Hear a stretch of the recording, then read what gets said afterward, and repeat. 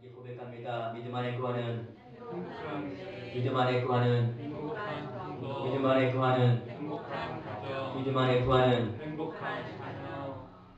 감사로 감사하는 자가 되라는 제목으로 함께 은혜를 나누기 원합니다. 일본의 작가 미우라 아요코가 가게를 열었을 때입니다. 하나님의 축복으로 날마다 가게가 번성이 갔습니다. 그만 문제가 하나 생겼습니다. 옆집에 있는 구멍 가게들이 안 된다고 아우성이었습니다. 그녀는 남편에게 이렇게 말했습니다. 여보, 우리 가게가 너무 잘 되는 거, 옆 가게가 망한 줄 몰랐어요. 이제 가게를 줄입시다. 이것이 하나님의 진정한 뜻 같아요 라고 말했다고 합니다. 그래서 그는 가게를 축소하고 자기 집에 오는 손님들을 옆 가게로 보냈습니다. 그 결과 시간이 좀 남게 되어지고 그 시간에 하나님의 사랑을 묵상하며 글을 썼습니다. 그 글이 바로 유명한 빈점이란 소설을 낳게 되었다고 합니다. 이 책은 출간 즉시 베스트셀러가 되어지고 하나님의 사랑을 묵상하며 그 뜻대로 살려가는 그 애쓰는 사람의 하나님의 축복이 무엇인가를 우리에게 사실로 체험하게 하는 책이었습니다. 사랑하는 성도 여러분, 특별히 2014년 추수감사절을 통해서 1년 한번 1월달부터 한번 꼽아보기로 합니다. 그 많은 날들 가운데 내게 가장 감사한 일이 있다면 그 중에 한두 개를 말하고 싶다면 무엇일까요?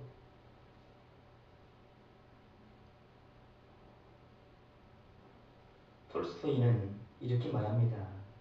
자연과 내가 하나님께 연결되어 있다고 생각할 때 그때 가장 보람을 느낀다고 말했습니다.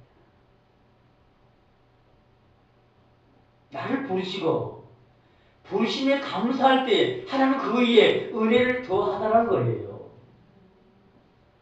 내 마음을 인하여 감사와 찬송이 절로 나오게 되어 있기 마련입니다. 그래서 또 감사한 자가 되었다는 것입니다. 조선 왕조 실록시에 기록된 조선시대 왕들의 평균 수명은 44세였다고 합니다. 가장 오래 산 왕은 82세까지 살았던 영조였고요. 그 다음은 태조가 73세까지 살았고 세종대왕은 53세까지 살다 돌아가셨다고 합니다. 왕들이 장수하지 못한 가장 큰 원인은 바로 여기 있었다고 합니다. 참 웃지 못할 얘기입니다. 그것은 바로 보약 중독 때문이었다고 합니다. 불사약을 구했던 진시황도요, 오래 살지 못하고 49세로 세상을 떠났다고 합니다. 요사이 건강식품 남용의 시대 같습니다. TV만 틀어도 건강식품, 보약, 선전이 참 많습니다. 보약이 너무 많아서 참 우리의 건강도 타락하게 되어 있습니다. 여러분, 이렇게 살면, 보약 좋아하며 살면 우리 인생을 얼마밖에 못 산다고요? 44살밖에 살지 못합니다. 그러나 우리는 44살 넘었지요. 아직 살아갈 분도 있지만 우리가 건강한 비결이 여기 있다고 저는 생각합니다. 여러분처럼 사는 겁니다. 밥맛으로 사는 것이죠. 밥맛 때문에 우리가 건강해지는 겁니다. 거기에다가 이렇게 건강한 것은 그 밥맛 뒤에 감사 때문이 아닌가 생각해 봅니다. 우리 신앙생활도 마찬가지입니다. 건강한 교회, 건강한 교인이 되는 비결은 무엇입니까? 다 같이 한번 해볼까요? 주님의 이름으로 감사하는 것입니다. 감사하는 것입니다. 주님의 이름으로 감사하면 가장 건강한 교회, 가장 건강한 교인이 될 수 있습니다. 아멘. 독일의 디트리치 보니퍼는 함께하는 삶에 감사에 대해서 다음과 같이 말합니다. 매일 감사를 드리지 않으면 우리는 하나님이 우리의 존재가 예수 그리스도 안에 있는 그 분량과 풍성함을 향해 성장하도록 역사를 막는 것이다. 하나님을 향하여 그 성장에 가는 것을 막는 것이 뭐라고요? 감사하지 않는 것이라고. 여러분, 감사한 자가 되시기 바랍니다. 오늘 성경에 역시 마찬가지 감사한 자가 되라고 감사를 강조하고 있습니다. 여러분, 이 감사는 마음의 바탕이 되는 겁니다. 마음의 토양인 것입니다. 이는 매우 중요합니다. 감사는 토양에서만 평화의 나무가 자라게 되어 있습니다. 그리고 이 나무만이 그리스도를 닮는 인격의 열매가 자라게 되어 있습니다. 우리가 정말 예수의 이름으로 살아가기 위해 중요한 것이 무엇일까요? 그렇습니다. 예수의 이름으로 힘입어서 하나님 앞에 감사해야 할 것입니다. 이상하게 우리가 주님이 주신 이 놀라운 선물들을 활용한 자세에 있어서 사도 바울은 가장 기본적인 자세로 감사를 계속해서 강조하고 있다는 겁니다. 오늘 본문 15절을 볼까요? 그리스도의 평강, 그 평강이 너희 마음을 주장하게 하라. 평강을 위하여 너희가 한 몸으로 부르심을 받았나니 너희는 어떤 사람이 되라고요? 감사한 사람이 되라고 말하고 있습니다. 이 평강을 이루기 위해 제일 중요한 것이 어떤 사람이 되는 거예요? 감사하는 사람이 되는 겁니다. 16절을 보면 그리스도의 말씀이 너희 속에 풍성히 구하여 모든 지혜로 피차에 가르치며 온면하며 시와 참위와 신령을 노래 부르며 마음에 어떻게 하라고요? 감사한 하나님을 찬양하라고 말하고 있습니다. 역시 17절에도요. 무엇을 하든지 말이나 일이나 다 주 예수 이름을 하고 그 힘을 힘입어 하나님 앞에 뭐 하라고요? 감사하고 있습니다. 계속해서 감사가 강조되고 있습니다. 왜일까요? 이 감사의 마음 없이는 그리스도의 이름이 내 삶에 능력 있게 역사할 수가 없습니다. 그리스도의 말씀이 우리 안에 활동할 수가 없습니다. 그리스도의 평강이 나를 지배할 수 없습니다. 그래서 감사가 중요한 것입니다. 내가 얼마나 성령의 충만을 살고 있는가, 내가 얼마나 정상적인 그리스도인답게 살고 있는가, 그것을 객관적으로 테스트해 볼 수 있는 방법 중에 하나가 최근에 여러분의 삶에 얼마만큼 감사하고 있는가를 보면 알 수 있는 겁니다.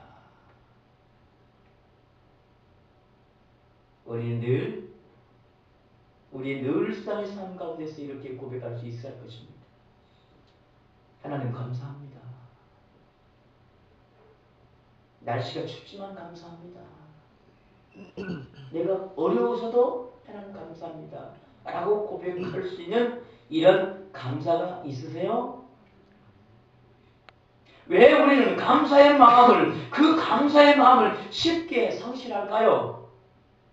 저는 그 이유 중 하나가 우리의 삶의 일상에 빠져 있기 때문이라고 생각합니다.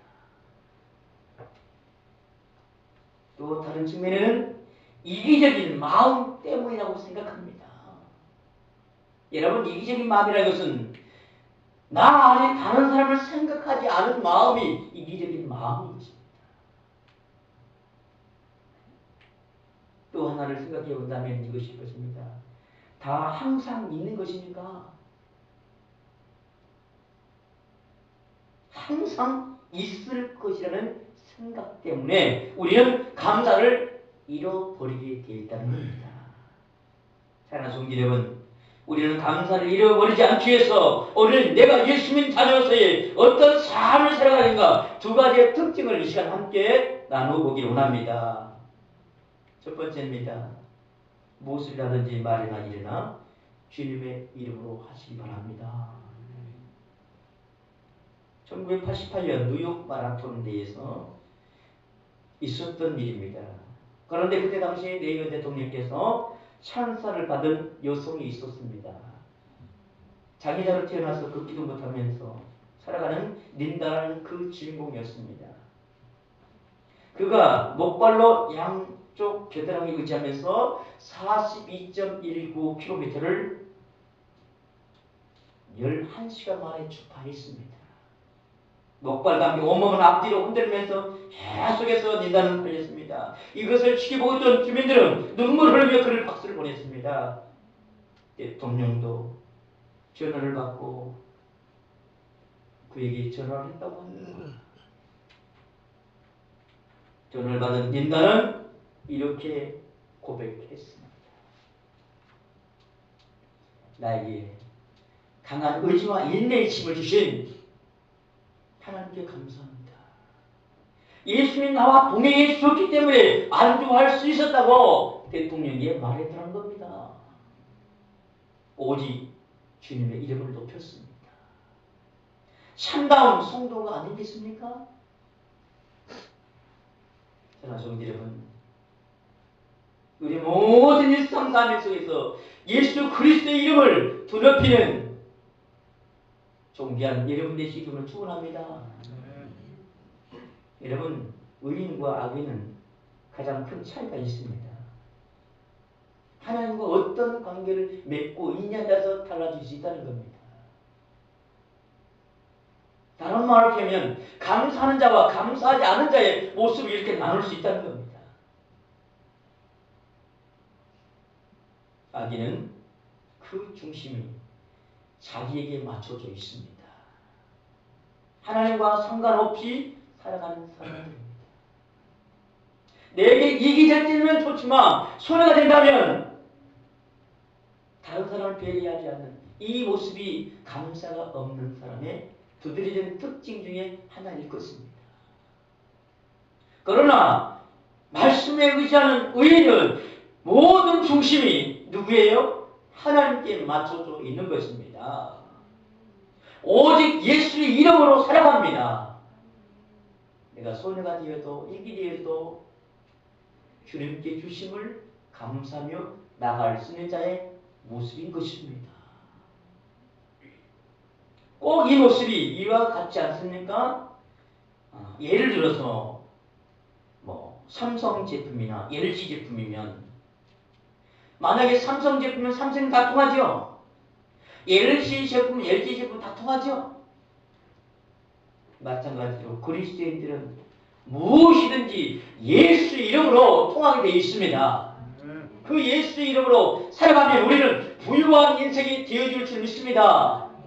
그 예수 이름이 없으니까 원망과 시기와 질투와 불평, 불만으로 가득 차 있게 되어 있다는 것입니다. 그러면 우리는 그리스도로서의 감사의 인생을 살아가는 어떤 삶이 되는가? 두 번째입니다. 우리 한번 다 같이 해봅시다. 감사하는 삶을 살아가시기 바랍니다. 감사하는 삶을 살아가시기 바랍니다. 조지아주의 한 시골 학교의 교사인 마사 벨이라는 교사가 당시에 큰 부자인 헨리 포드에게 편지를 썼습니다. 학교를 위해서 $1,000를 기증해 주시면 좋은 피아노를 구입해서 아이들에게 교육시킬 수 있다고 간곡한 내용을 사연을 써서 포드에게 편지를 보냈다고 합니다. 그런데 해답이 왔습니다. 그 편지 봉투 안에 $1,000가 아닌 $1가 보내졌더란 겁니다. 이 베리 선생님은 그 해답을 보고 모욕감을 느끼거나 절망하지 않고 그 $1을 가지고 땅콩을 구입했습니다. 그리고 땅콩 농사를 지었습니다. 그에 너무너무 잘 됐어요. 그 일부를 $1을 주었던 포드에게 보냈습니다. 그리고 계속해서 땅콩 농사를 지어 5년 만에 피아노를 살 수 있는 자금을 마련했다고 합니다. 이렇게 감동적인 삶을 살아가는 이 베리아 교사 앞에 포드는 또 다시 편지를 보냈습니다. 그 편지 속에 1,000달러가 아닌 1,000달러의 10배인 10,000달러로 그에게 주었다고 합니다. 사랑하는 성도들은 바로 이것입니다. 하나님은 우리에게 복 주신 방법이 바로 이런 방법입니다. 작은 것에 감사하면 하나님은 우리의 바람보다 어떻게 해요? 더 100배, 10배, 10,000배 하나님 복 주신 하나님이십니다. 이렇게 감사로 살아가기를 원합니다. 그렇다면 우리는 어떻게 감사할 것인가? 여러분, 감사의 능력을 믿고 감사하시기 바랍니다. 감사에는 메아리 효과가 있어요. 어떤 효과가 있다고요? 메아리 효과가 있는 거예요. 요즘 가을산 산에 올라가서 야 하면 메아리는 뭐라고 얘기하죠? 나 몰라 할까요? 산에 올라가서 사랑해 하고 큰 소리로 외쳤습니다. 그제 산은 뭐라고 얘기합니까? 다시 왜 그러지 않잖아요. 다시 돌아오게 되어 있습니다. 감사하면 이 감사가 내에 새겨진다는 말이 있습니다. 그리고 감사의 반응은 언제나 긍정으로 돌아오게 되어 있습니다. 감사는 뭔가 끌고 가는 개인의 힘이 있다고 말합니다. 사랑하는 성도 여러분, 감사는 감사한 대로 이루어지는 것입니다. 이를 다시 다른 말로 표현하면 성취력이라고 말하는 것입니다. 감사하면 그 성취력에서 그 모든 것이 감사로 이루어지는 것입니다. 우리는 어떻게 살아야 합니까? 감사하는 능력을 믿고 감사하시기 바랍니다. 우리는 어떻게 살아가야 할까요? 우리 한번 다시 한번 다 같이 봅시다. 받는 감사가 아니라 주는 감사를 하라. 그렇습니다. 우리 말에 고맙습니다는 말을 감사의 말과 똑같습니다. 이것저것 찾아보니까요, 감사는 한자성에서 오는 말이었고 순수한 우리말은 감사가 고맙습니다 말이라는 겁니다. 그런데 이 고맙습니다는 말에 그 오늘 쭉 올라가 보니까 이런 의미를 가지고 있더라고요. 고만하세요. 이제는 제 차례입니다. 라는 뜻을 가지고 있었어요. 우리는 고맙습니다. 받는 것에 대해서 우리는 고맙습니다. 그러잖아요. 이제 주었으면 내가 그 다음에 할 차례입니다. 라는 겁니다. 참 기쁜 의미가 있는 말입니다. 2010년 연세대학교 사회복지학과 김재엽 교수가 재미있는 연구를 했습니다. 가족 간에 또는 부부 간에 고맙습니다, 미안합니다, 사랑한다는 말을 하면 암병과 노화 방지에 큰 효과가 있다고 발표했습니다. 노인 남성 30명을 대상으로 시험의 결과입니다. 매일 이처럼 표현한 그 노인들의 혈액을 조사해 보니까 스트레스의 지표가 50%나 줄어들더라는 거예요. 몇 프로요? 그리고 모든 병을 이기기 위한 항상성 능력이 무려 30%가 늘어나더라는 거예요. 이런 지표들은 결국 암과 고혈압, 당뇨, 파킨슨병 등 발병 확률이 점점 낮아지게 하고요. 노화가 점점 늦춰지더라는 겁니다. 여러분, 좀 매력적이지 않습니까? 노화가 늦춰진다니까요. 점점 늙지 않는다니까. 우리는 뭐 하면 되겠습니까? 감사합니다 말하면 돼요. 우리 한번 해봅시다. 감사합니다. 우리말로 해볼까요? 고맙습니다. 여러분, 이 한마디 하면요, 우리의 노화가 늦춰진다니까요. 또 이 말이 나도 모르게 내 안에는 모든 병들이 하나씩 하나 치료되는 역사를 경험합니다. 우리는 나이 들수록 이런 피곤들이 많아야 됩니다. 더 많아야 될 이유가 분명해졌습니다. 그렇습니다.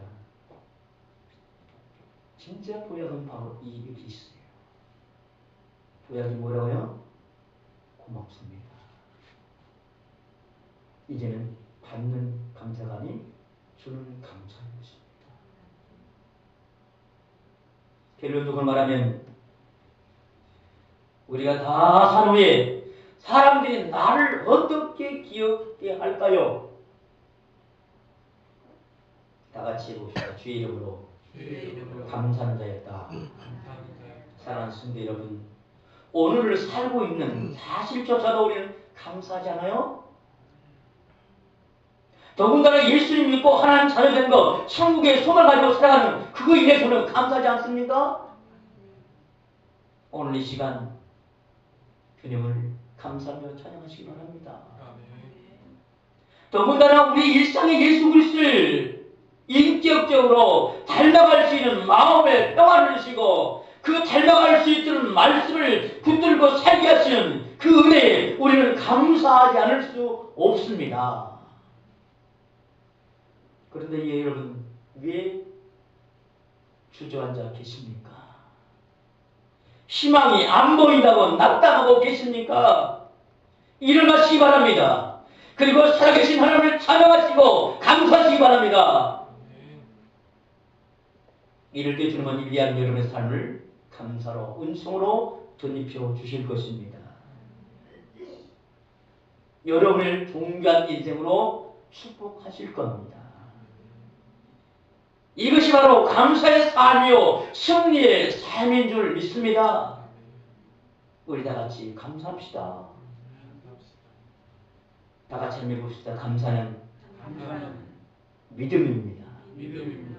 감사는 능력입니다. 감사는 축복입니다. 여러분, 감사는 인생이 되시기 바랍니다. 감사로 감사하는 자 되시기 바랍니다.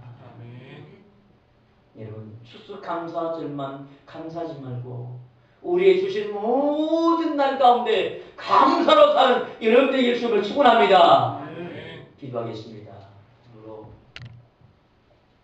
감사의 인생이 되겠다고 고백하며 다짐하는 머리 숙일 성도들 한 사람 한 사람, 그들의 가정과 직장과 사업과 자녀들을 위해 예수 그리스도의 은혜와 하나님의 만극하심과 사랑하심과 성령의 교통하심이 이제는 영원토록 함께 할지어다. 아멘.